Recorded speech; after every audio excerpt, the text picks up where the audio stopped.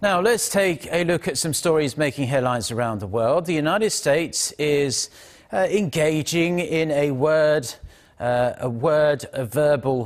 war of words, shall I say, with some of its closest allies just hours after they appeared to show a degree of unity at the G7 summit in Canada over the weekend. For more on this and other international news, let's turn to our Ro Aram. So, Aram, this trade tirade seems to be escalating even further now.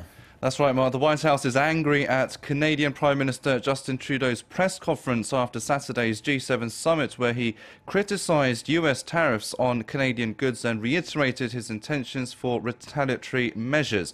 President Trump had already expressed his anger, calling his Canadian counterpart dishonest and weak in a tweet.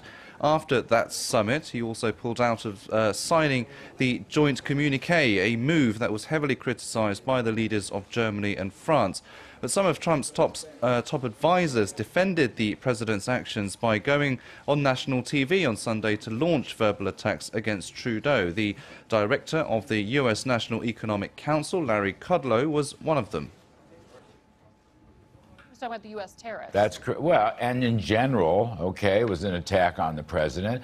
We're going to have retaliatory tariffs. Now, these are things that Prime Minister said before, basically, but he didn't say them before after a successful G7 communique where President Trump and the others all worked in good faith to put a statement together, which, by the way, almost nobody expected to happen.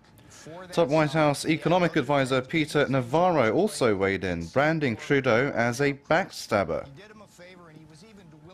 Chris, there's a special place in hell for any foreign leader that engages in bad faith diplomacy with President Donald J. Trump and then tries to stab him in the back on the way out the door.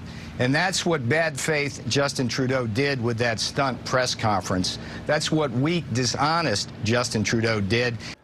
Canada's Foreign Minister Chrystia Freeland responded by saying the US was the one insulting its ally.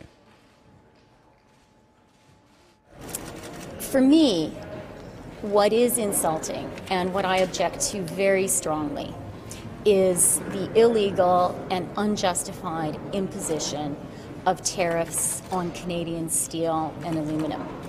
The national security pretext is absurd and, frankly, insulting to Canadians, the closest and strongest ally the United States has had.